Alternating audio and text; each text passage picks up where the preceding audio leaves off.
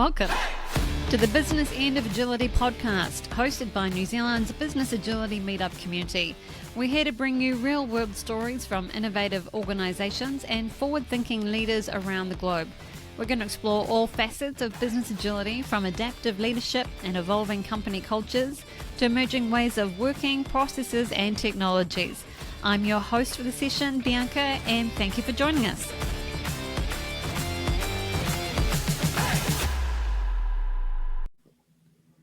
Welcome. Today's episode is all about creating great teams, and in particular, how and why we should let people make their own decisions on who they work with and what they work on through self-selection. To help us do this, we are joined by two amazing experts, authors and speakers in this field, Sandy Mamoli and David Mole, who have racked up over 10 years experience in helping organizations design dynamic teams. So welcome to the show, both of you. I was just thinking as I was reading your bio that you're both athletes, and I feel like I should have run around the block before starting today's session just to kind of catch up. But I'm so happy that you could join us this evening to talk to us about self-selecting teams. Now, you've just recently, done your second edition, so we're going to talk a lot about that today. But first and foremost, welcome.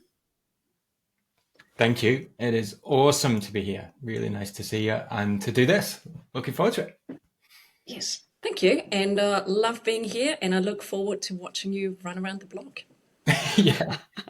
I'm not sure if it would qualify as a run. It'd be more like a woggle, a cross between a walk and a jog. I think that's kind of the level that I'm at. I've got a very important question first about that book of yours, which is the cover design. So the book is called Creating Great Teams, How Self-Selection Lets People Excel. But we do have some gorgeous pictures, both on your first edition and the second edition, which is gorgeous animals. Can you just tell me, what was the idea behind the cover? What inspired you there? That cover is all about collaboration. And animals are great at collaborating. Dogs show up in packs, and animals show up in gaggles, and they collaborate to get something done together. And if you have noticed, I don't know if you have, but we had puppies on our very first book 10 years ago, and now 10 years later, the dogs have grown up. So this is young, powerful dogs rather than tiny puppies. Yeah. And I can add to that. I'll tell you a story about the original book. Of when I first saw it, I thought, oh, no, don't like that. I mean, we're writing a serious business book here. This should have serious business things on. Why have we got cute animals? And the publisher was particularly adamant about what should be on and why. And we're like, And now I love it. We love it. And what we've seen is people flock to the cover, which I'm sure they wouldn't have done if they'd had the boring business cover that I'd had in my brain on the front. So now we actually love and celebrate the fact that it's quirky and different and dogs. Because who doesn't like dogs? Everyone, sure. That's a good call out, isn't it?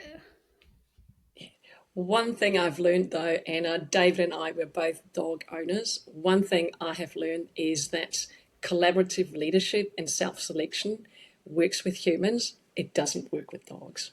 It is true. It's good to clarify that.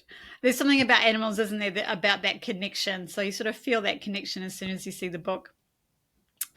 What started the journey? So, obviously management selection, spending lots of time in locked rooms and secret squirrels and post-it notes and spreadsheets is a tried and true method for many years. What sparked you to change and propose something so radically different?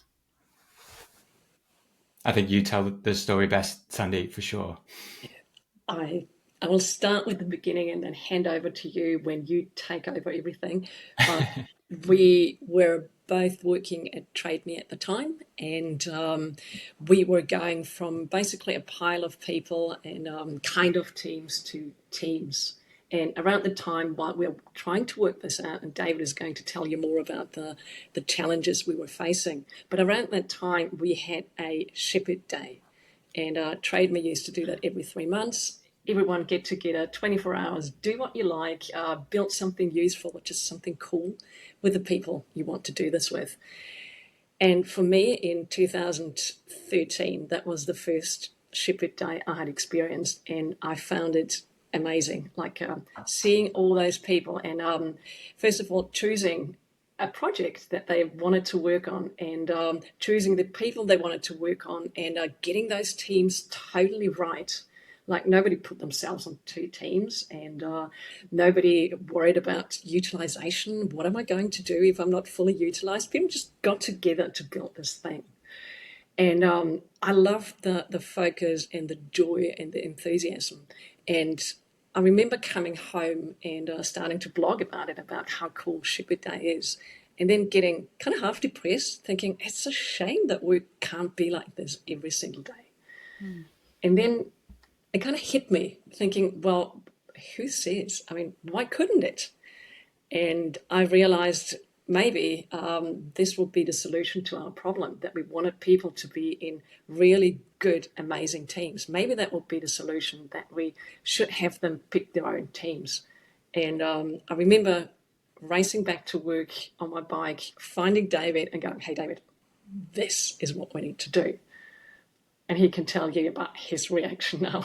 Yes, sometimes timing is everything, because I remember we'd just been in some really deep and long discussions about who should go where, essentially, because I was part of the management team at the time, and we were a small group, and we were trying to go, well, this person over here, this person over here, we need a new team now, so we need to shuffle things around. And honestly, it was exhausting. It was an exhausting discussion. There was no right answer. We constantly got things wrong about what people really wanted. And we'd celebrate in that room thinking, oh, we've nailed it this time. Don't worry, this time we've nailed these teams. And this person's over here and they're really excited to work over here. And then we'd exit our little room and go and share those teams with people. And they would just go, I don't want to work on that. I don't want to work with that person. So we would be slightly depressed for a moment and then retract, go back in the room, reshuffle around the pieces, moving people around like chess pieces, I remember.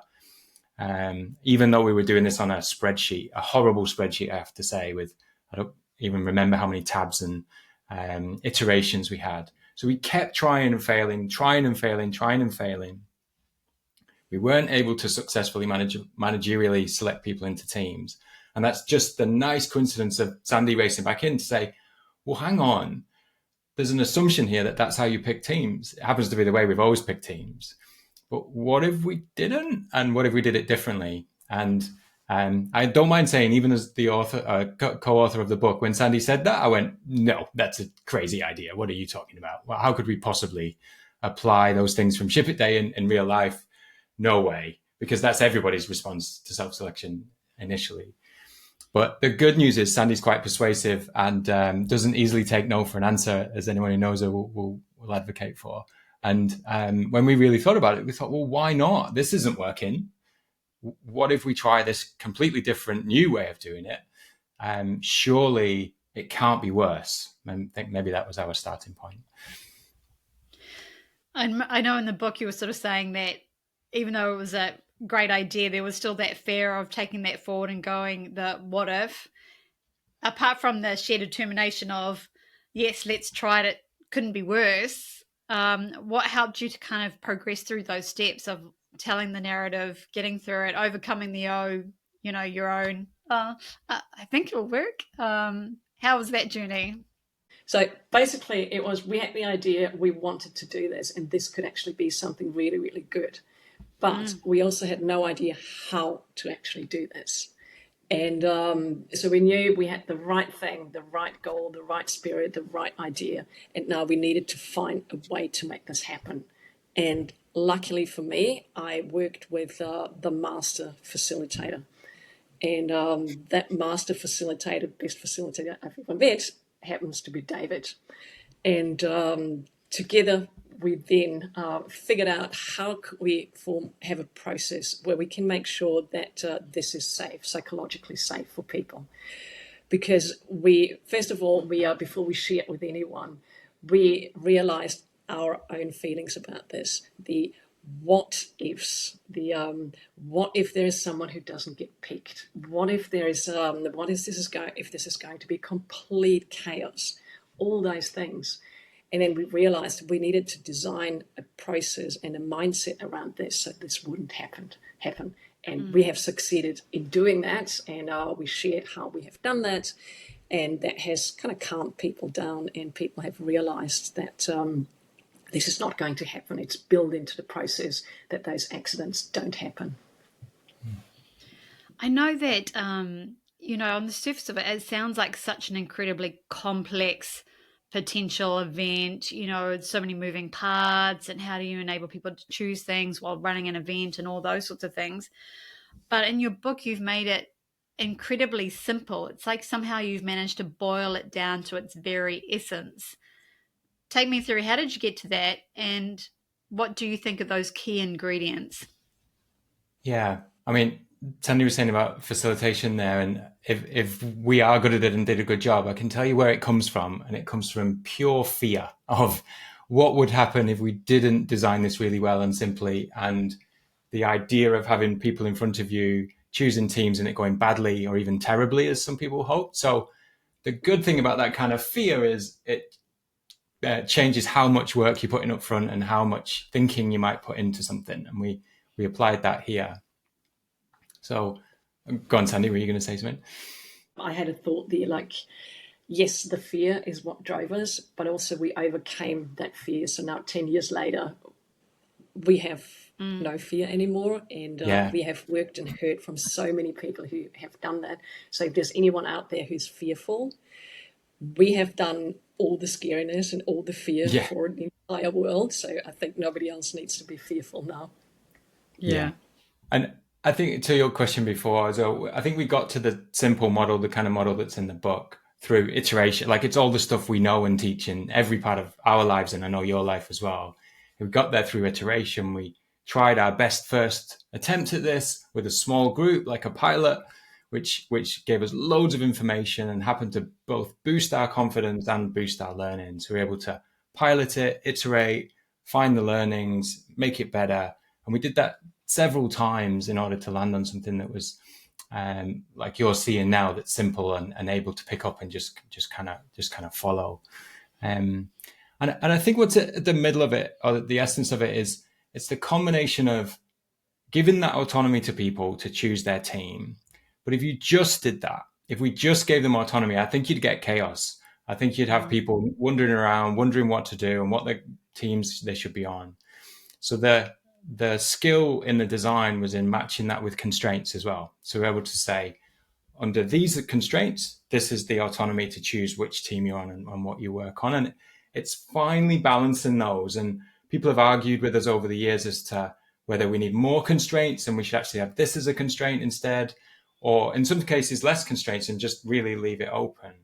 But I feel like what we've landed on through that iteration is a really nice balance of those two, so that anyone coming in can say, okay, I understand what my boundaries are and I can make a choice. And if you don't have the first bit of that, you probably won't land in a good place. I imagine that those constraints really help people to make decisions as they're going through, to be able to say, should I do this or should I do that? And I know one of your items in the book is this lovely visual that you had around, how do I choose the team? Like, how do I make a decision? It was almost kind of like giving them a framework to build on that. And I noticed it was sort of similar to that ikigai concept in terms of finding purpose and meaning, which is so connected to work these days. How did you get to that point? And if you don't mind sharing a little bit about that model, like what you give people in terms of that framework? I would say this is one of the biggest learning that we have had over the last 10 years, where we have realized that autonomy is what people need, but they also need guidance and support while using that freedom and autonomy. And our constraint or our guidelines have been that how do you choose a team? And the number one thing would be, what can I learn? You want to do something you're good at and play to your strengths, but you also want to stretch yourself a little bit. So what can you learn? But it's not just about you and what you can learn, but also what can I contribute with? So what can I contribute with, and what can I teach other people? How can I make the team better? And then a third one is that self-selection is not just about what you want. This is not an exercise in me. This is a big shared puzzle, that instead of giving that to management and we need to solve this big puzzle, we're giving this to people. We are moving the decision-making power to people and saying, hey, you have the most information about what you want and what is best for everyone. So we are asking you to solve this problem. So the third question would be, is this fair? And is this the best thing for my company? So it's, what can I learn? What can I teach? And is this fair to my company? And we have found that over the years, this has been extremely helpful.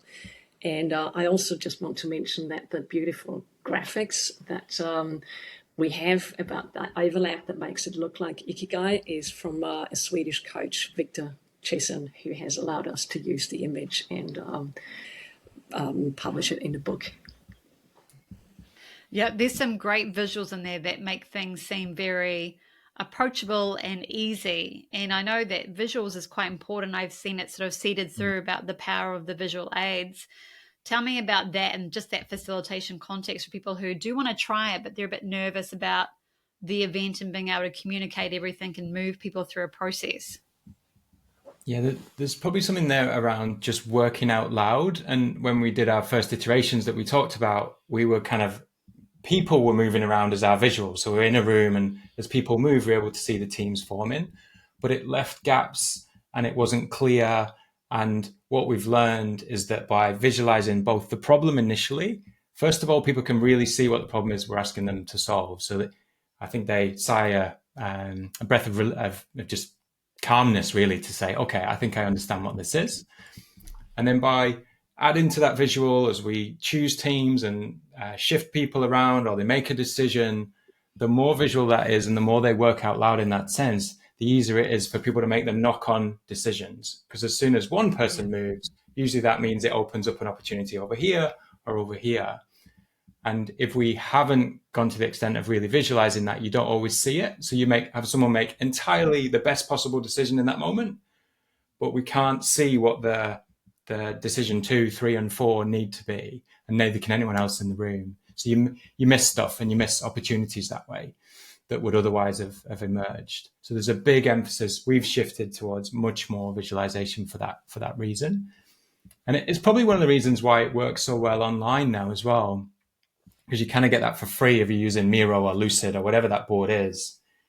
Your visualization, everyone's focus is on the box in front of them, as opposed to a big open room with teams that are forming and decisions that are happening. So visualization is just a key part of what we're trying to do here.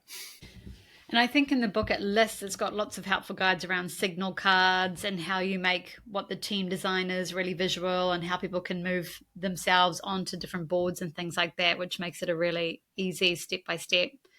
Speaking about, in-person versus hybrid versus online, works for all three, works better in one versus the other. What's your thoughts, experience in that space?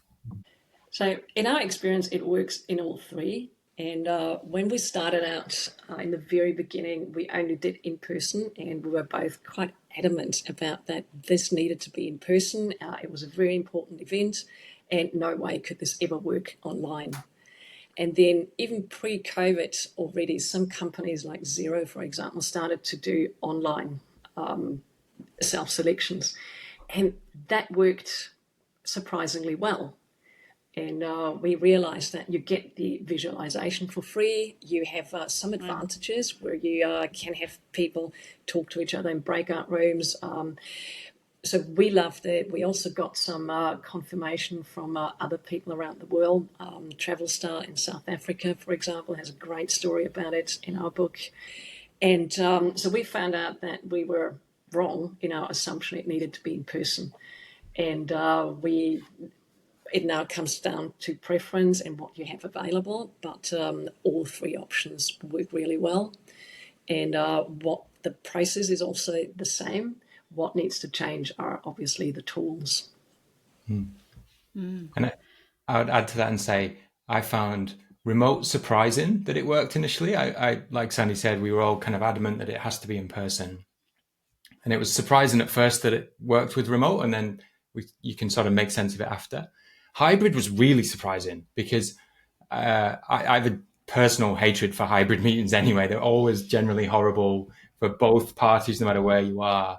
But as Sandy said, it was the people following what was in the first edition of the book and trying this out in a hybrid setting that probably we weren't brave enough, or I wouldn't have considered, that gave us evidence, if you like, to say, actually, it does work. You can have 2 rooms with 2 facilitators in different cities or even different countries and have people choosing and reporting back. And it was actually people following our method that kind of taught us about what that could actually look like. Because, hybrid for me was a rocky starting point.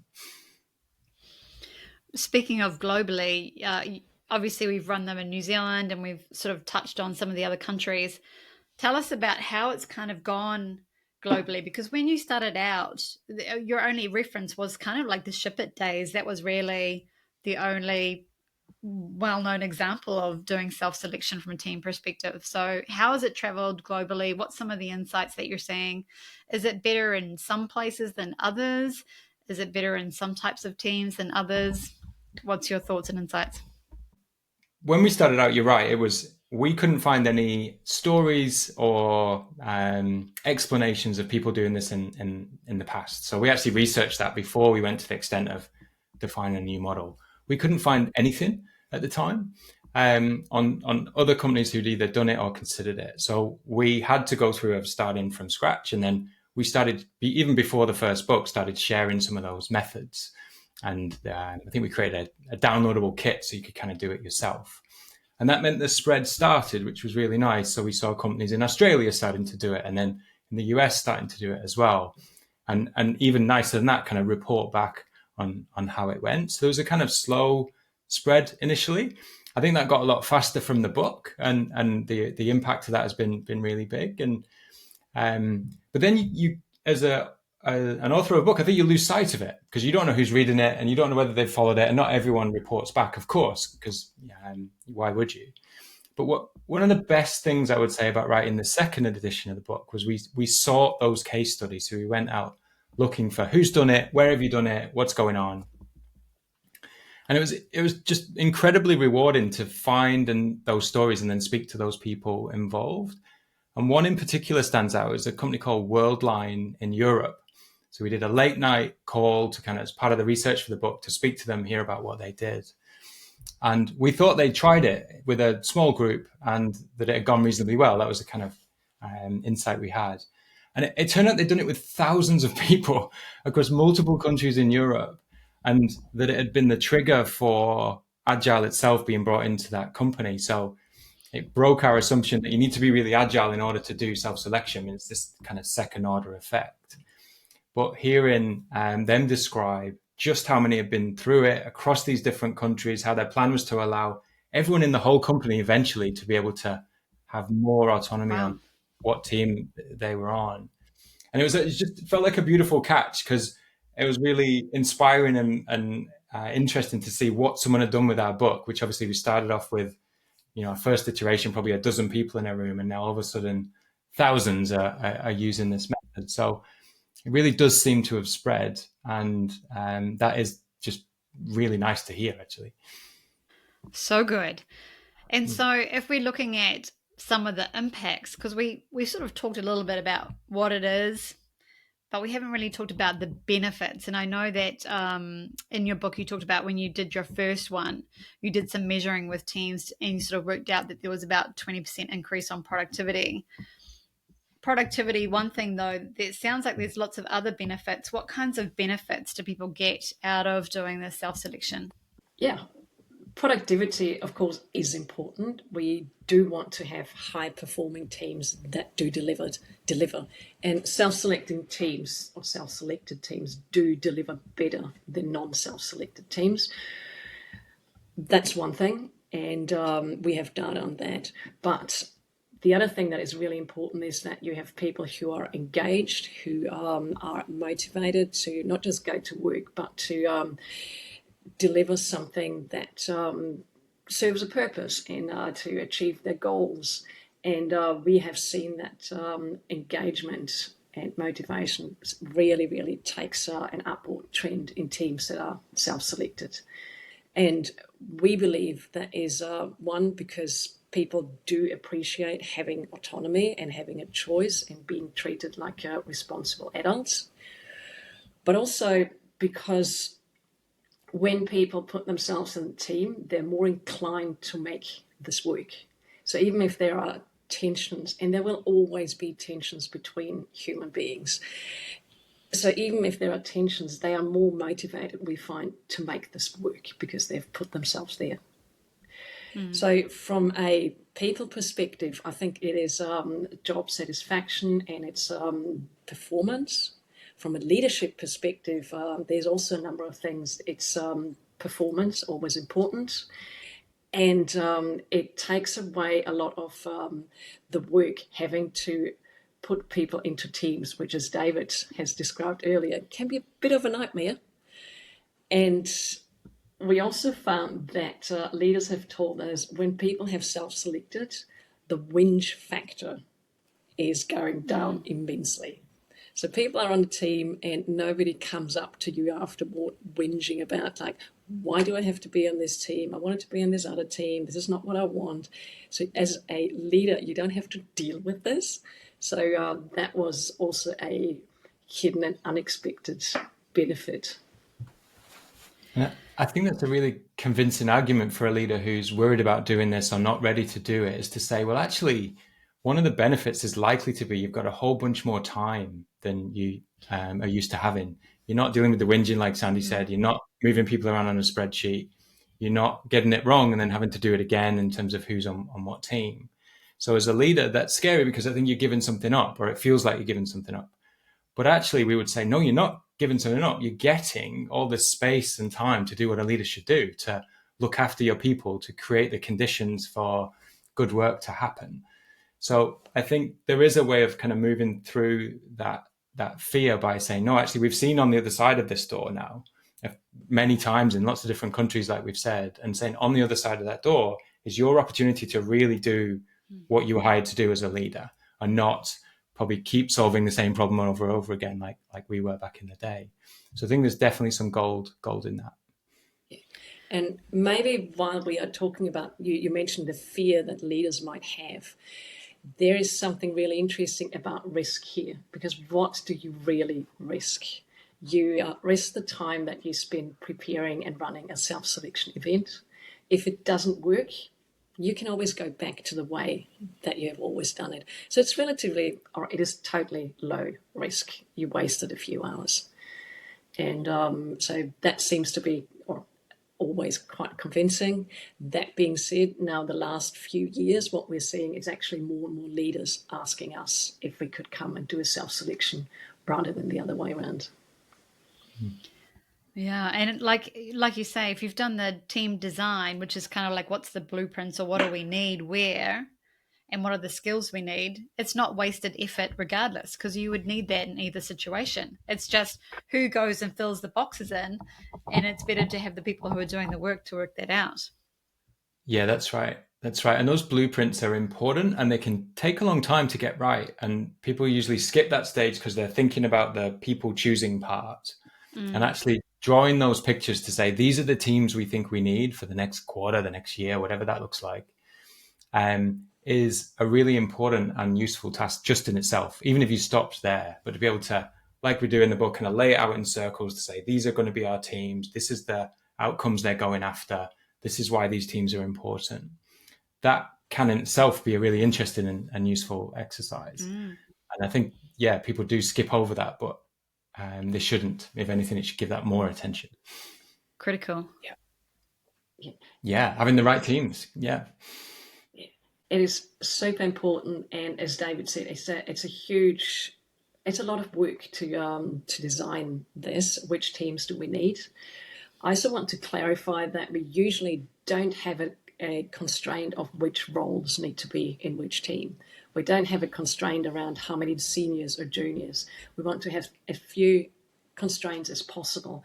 What we usually say is hey, this is the purpose, and can you deliver to purpose of this team? And might have some suggestions for those are the skills that we need, but we are very light on which roles.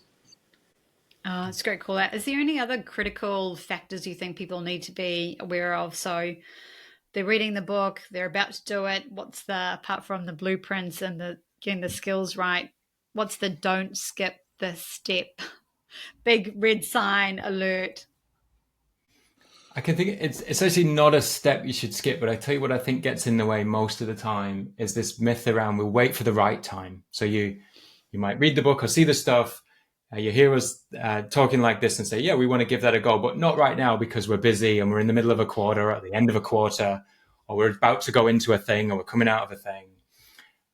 And what I would say to that is there is certainly no right time.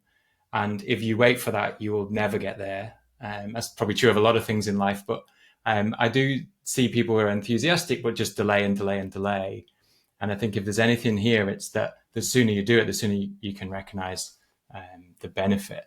And life and work is crazy. We know that there's always stuff happening and changing. So there certainly won't be a perfect time. I noticed too in the book, there's a quote about, that our environment is changing so fast that the idea of stable teams long term is kind of a thing of the past. And so we need to get good at this idea of being able to re-team. So to your point, David, doing it sooner rather than later is better because then you've got the skills that you're building. So when you need to do it again or make these small adjustments, you can. Yes, agree. And whenever that comes up, the idea comes up of stable teams, I find that it's really important to define what we all mean by stable or non-stable teams, because by stable, we don't mean teams are together for years on end.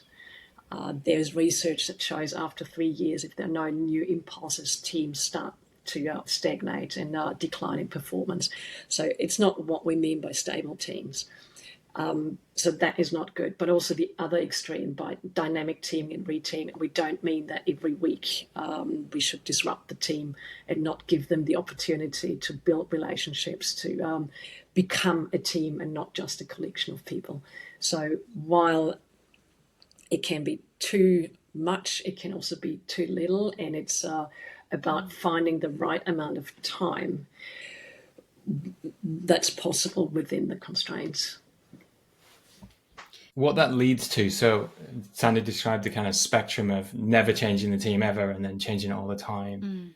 Assuming you hit the beautiful sweet spot in the middle, is it changes the conversation a bit from an event, from a self-selection event that we must have in now and then in 6 months' time, to one of, if we're embracing more changes in teams, because as you said, it's life now and that happens, that actually we might want to avoid, or we might not even need a whole event where people come into a room, virtual or real. So that's been really interesting, because you kind of throw out some of the to-do lists we had and replace it with just this principle of letting people choose their team and their work. And if you embrace that principle, even without the event, you can say, well, which team do you want to join and what makes sense for you right now? Oh, we've got more work over here. Is that something you want to do? And giving people a say in it without the cost, if you like, of running a big event. So the event doesn't go away, but if you are changing teams more often than you want to have events, you can still just take that principle that sits beneath this of autonomy and I think you can embrace that. You don't need to revert to management selection just because you want to change the teams more often. That's great. And, kind of goes to that question of some of these skills and principles that we're using. Obviously, we're talking about self-selecting teams in this conversation, but is there other areas that you would encourage people to embrace these concepts and principles? I think basically any area. I think workplaces work well, people perform well if they have agency, if they are trusted to make decisions, and if they also get support to make decisions. So that culture of autonomy and agency is something I think should permeate every organisation and everyone's life. So I think self-selection is just for life. That's a new book title for you, Self-Selection for Life. We were talking about, some of these benefits of self-selection, and we've talked about, how you can do it. Like there's there's now templates, there's guidelines, there's visual aids, everything's kind of wrapped up in the book that people can then go and try and do, and it's been tried across the world. There are still people that might be fearful of it. And I hypothesize, is it because from a human nature perspective, it's that old, you had to choose your sports team at school, and, went through the line, and everyone was worried about being the last kid left standing. Is that some of the fear that comes through from leaders around the more, is it going to harm people in some way from a self-esteem or how they feel perspective? Yeah, do you know, it's funny, that story, an example comes up a lot. It comes up in a lot of different conversations, and it's a really common fear. I think it must be before we've had the chance to explain what it is, that's what people imagine it is. It's kind of lining up at school, waiting for someone to pick you or not pick you. And for anyone who wasn't picked, that probably is some deep-seated fear or thing that comes up. So it's funny how frequently that happens. But I would say we heard that so early that we had a chance to completely reverse it. So the model we've designed is the absolute opposite of being picked. So this is self-selection, not being picked. So we're not lining you up and someone's judging your capability and saying, yeah, you over there. That's the exact thing we're trying to move away from. And instead, we're trying to say, hey, can you help us solve this problem by indicating where you might want to work or not work? And can you come with us? And we are all going to solve this together. So it must be a real fear for people because it does come up so often. Yeah. But what we hope we can do is explain that, yeah, we don't want that either. So let's do the absolute opposite, please. How do you tackle, you've got you've got the different teams, and then one team has the exciting new project and everybody wants in on that team. How do we deal with the potential tensions that may arise in everyone diving for that team? That is another very typical fear, and very much like someone standing in a corner not being picked. It is something that doesn't happen. And it doesn't happen because we are projecting when we are thinking this is the exciting team and this is the non-exciting team. Just because this is exciting to you does not mean that is how everyone thinks. And I have personally had this experience where I thought, who wants to be in a BAU team? This is boring. Nobody would want to do this. So we're going to have an empty team and some other full teams over there. Never happened because some people find BAU super interesting. And I find it amazing how there actually never are teams where people say, I don't want to work on this part. People have different tastes and they love being able to choose. If you ever do have a team that nobody wants to work in, I think that tells you something different. Maybe that the work shouldn't be done, or that there is something really rotten in that area. But from a perspective of this is shiny and exciting, everyone wants to do this. This is not. Nobody wants to do that. That simply does not happen. This is just fear. Is there any other myths that we need to debunk? That is a good one. I'll go on, Sunny. Can't think of any. I was just going to add to what Sandy said then, if we can do that. So I'm working with a company at the moment who doesn't use self-selection. And one of their teams is working on basically the coolest AI stuff you can imagine. So they're managerially selected to do that, but they happen to be working in this area and field which looks on the outside amazing. And I could imagine both myself and anyone else would kind of crawl over broken glass to work on that because it's so cool, cutting edge. And what was fascinating was I spoke to that team recently and they hate it. They don't want to be there. They find it so much pressure to be in that team that everyone's looking at that actually it's become their worst nightmare. And I'm looking at it going, this is really cool. You hate it. All those people over there would absolutely love to do it. Couldn't we ask them if they want to and who wants to and who doesn't? So again, that idea of if it was just a blank piece of paper, I would have looked at that and gone, well, obviously they want to be part of that team because anybody in their right mind right now would want to be on the coolest AI stuff. So those surprises always come up all the time where I don't think we can predict where people want to be. I think that might sit underneath everything we're talking about today, actually, is we're going to suck at picking where people want to be, even if we know them well, even if we've worked with them for a while. So we want to throw away that myth that I or you or the manager is going to be better placed to pick for some reason. I think that is an assumption we all carry around and we're all really wrong about, and we should actually be flipping that. It's a great call out. And I'm thinking of another myth, which is when people have done self-selection and then it is time for another self-selection because something has changed or because you have people joining the company and they have maybe joined because they heard they could pick their own team. So you want to have self-selection again in regular intervals. But a myth is that if you do that, it will be all parts up in the air and falling somewhere completely different, and there will be no continuity in the teams because everyone goes somewhere else. That does also not happen. People usually have chosen their own team. They're relatively happy there. So most people want to stay. And there's some movement because sometimes people do want to try different things, but it is relatively stable. So there's always continuity that the core of a team stays on, even though they're repeated self-selections. Great call out. Let's talk about... No, you go. You got one? The myths must be coming to us now thick and fast. I think one... I've just forgotten what it was. Hang on. That's funny.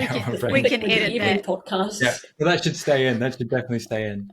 I'll tell you another myth is that the idea that if we give people more autonomy, that they will act badly seems to be a myth that people hold. So if we give them autonomy, they will act selfishly is one. So one of the fears would be, we'll let them pick their team, but they're all going to pick that team where they can work with their friends or they can work on the thing they want. Or they will not pick the technology like we were just talking about. So the idea is more autonomy equals worse behavior. And I think that's a myth because it's totally wrong. And actually, in our experience, when you give people more autonomy, and as Sandy said, treat them like responsible adults, they behave like responsible adults and they look to solve the problem in different ways and show up their best possible self. So that idea and fear driving this, that self-selection will draw all the worst behavior in people is again there for some reason, but is the opposite of what we've seen. In terms of all the self-selections that you've done, if I could ask you each to have, what is your most surprising moment? So it could be a surprising moment or a heartfelt moment. What's something that you've come across? Sandy, should we kick off with you? I find it extremely difficult to get away from a recency bias. And because that was 2 weeks ago, and so I want to talk about that. It's in my brain right now. How you can walk into a self-selection, if you're lucky, with basically no preparation. And I think it's because we have tried facilitating it so many times that we had a group of people, a whole data program who needed to get into teams, and without warning, we had them in a team meeting, and say, hey, just look at the teams here and now. You can choose if you want to be somewhere else or if you want to stay, and the only rule is that you need to be able to deliver to purpose as a team, and only you can drag your own post-it notes. And what was absolutely surprising to me was that it worked without going through this whole, this is what's going to happen, taking away people's fear, but just naturally show up. This is what we're doing. And there is no picking, not even letting that come up. I was surprised that worked. And I know it worked because of the number of people who afterwards told us how delighted and surprised they were that they had a say, that they could choose what to work on and who to work with. Mm-hmm. A great example of that, treating people as adults, and they will just go and do that. Great. Exactly. David? I'll tell you one that comes to mind. It happened very early on, but I think it really changed my perspective on this whole thing. And it was in one of the biggest self-selections we did, lots of people choosing teams, and we'd done the easy bit, which was 90% of those teams had formed, and we were stuck with the people who remained, and they weren't quite in teams, and the teams weren't formed yet. And we went so far as to pause, let some people go away, and we just kind of invited back the people who remained. And I remember, because it was hard, we were staring at the circles on the wall and the people we had, and we were trying to form teams out of it. And we couldn't see how to solve the problem. Certainly wasn't obvious. It required a bit of thought, and we didn't know whether we should just stop now, in effect, and kind of leave it. I remember one of the people in that room, and he must be one of the best developers we've ever worked with. It's Will, if you remember, Sandy. He should have been working on the most cutting edge stuff that company was doing, because he was brilliant and he was outstanding, and he just was one of those 10x developers. And he looked at the problem on the wall as well, and he made a kind of self-sacrifice, and he said, no, I'm going to work in this kind of boring BAU type team that you would never have placed him in originally. And one that surprised me with his humility and amazing ability to kind of look at the problem, not do what he probably really wanted to do, and go and solve the problem instead. So he held the bigger picture in mind.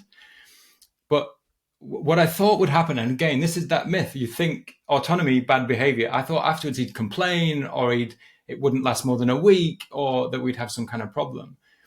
But what we found was, because he'd made the decision himself, he just made that team absolutely thrive and fly, and stayed with them for far longer than any of us thought. And it just changed my perspective. I was like, no, actually, when we give people this problem, they go about solving it. It's not about selfish behavior. It's not about everyone ending up where they want to go. It's about solving the problem together. And just seeing that play out and seeing him do it made me think, actually, if this works here in this context where it's really hard and someone has to really kind of go against their natural instinct, my confidence that this can work just went through the roof, really. It sounds like the event itself, and using these principles of self-selection, actually gives people the opportunity to show up as their best selves, to be able to find ways to contribute that a manager would never be able to think of.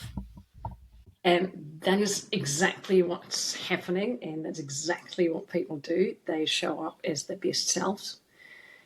However, sometimes they need help to do this. And by that, I mean genuinely help, having facilitators here who can broker conversations, who can help people negotiate, because there will be conflict during a self-selection. There will be people disagreeing. And the difference to this exploding and getting into chaos and a successful self-selection is that adults can deal with conflict. Adults can compromise. And so they behave like that. And it is also the facilitator's job to help people remaining adults at work. And I think what that facilitators bring into the table, obviously we talked about autonomy quite a lot because that sits in the middle, is they're creating two things: safety and clarity. So through that good facilitation that Sandy's talking about, you bring clarity on what is the decision that you can make today, or decisions, what does that look like? And by making that clear and making it safe in the room for you to make the controversial choice or the unusual choice, or to challenge each other and have that healthy conflict that Sandy's talking about, if through good facilitation you can bring those two things, that can make the autonomy thrive. But without that, you may not get the desired outcome. It leads me to the final question then, which is, what are the do's and don'ts for leaders to help make this successful? I have a big don't, which is, if you're doing self-selection, don't change anything afterwards. Because if you do, you will lose all trust. Then it will have been a fake self-selection, and you're worse off than never giving people the chance in the first place. If you change anything afterwards and turn this into management selection, people will just go, we have been lied to. You told us we could select, but actually we couldn't, and it will hurt you so much more than just doing an honest management selection. So that is the big don't ever do that from my side. And I think if managers are out there listening to this going, oh, but surely if it's one or two people, it doesn't matter. Does Um, the don't still apply? that is the worst. One or two people Oh, is the even worst worse. because that's not management selection. Sometimes when leaders are fearful, I give them an all or nothing choice.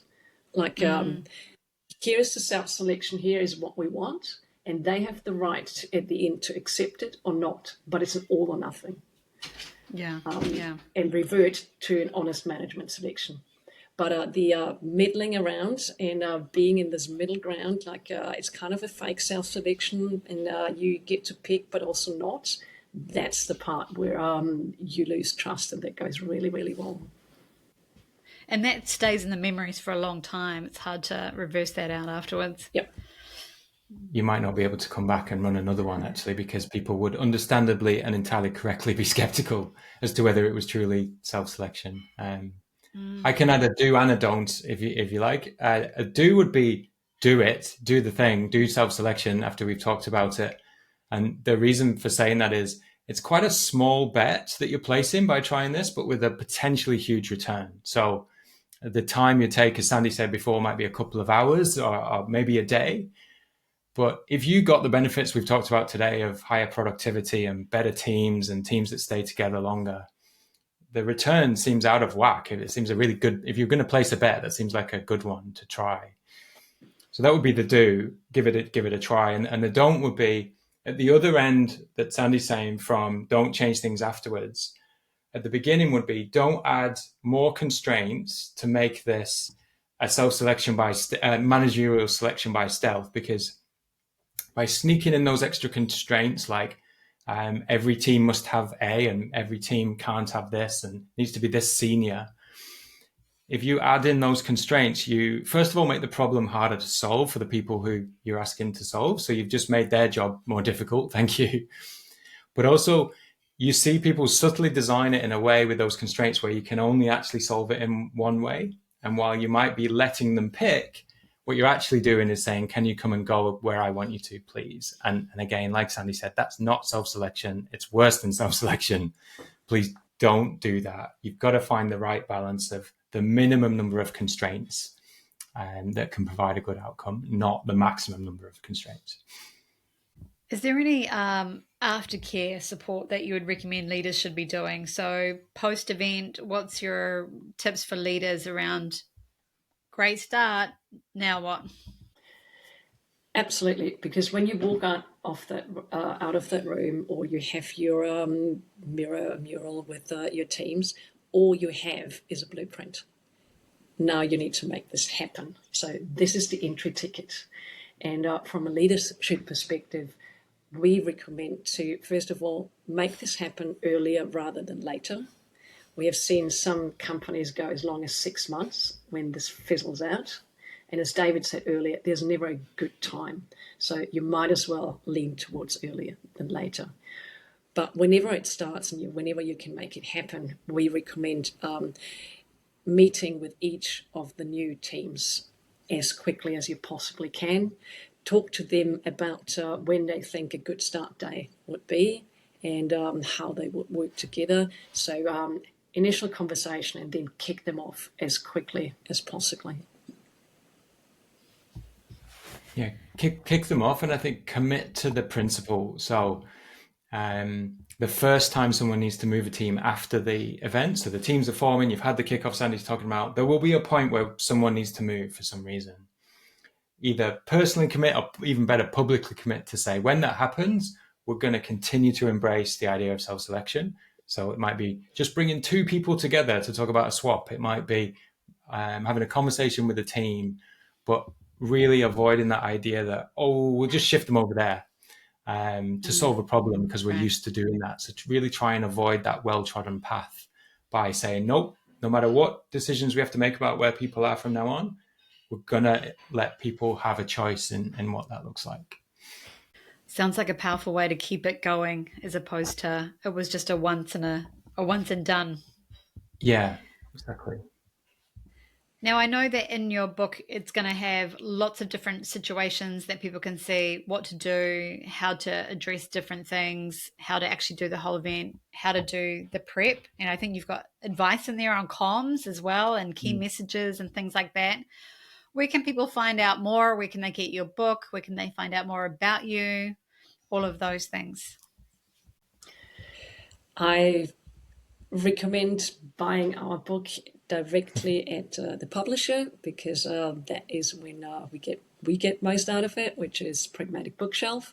But we're also super happy if you get the book on Amazon, and it is also at some point going to be at Auckland Library. And finding out more about David and me, getting more information about self-selection, getting more case studies and so on, go to nomad8.com, www.nomad8.com, and you'll find lots of additional material.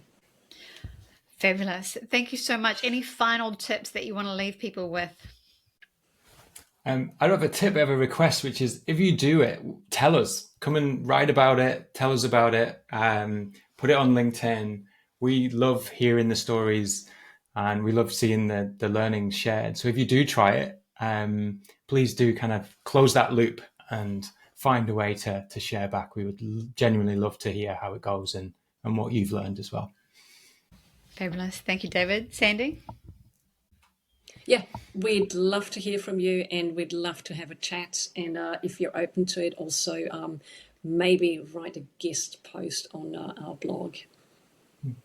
Oh, fantastic idea. Awesome. Thank you so much for joining me this evening on a Friday. I really appreciate it. And everyone, look forward to hearing your stories, maybe as a guest post on the Nomad 8 website. Thanks all. Thanks for having us. Thanks.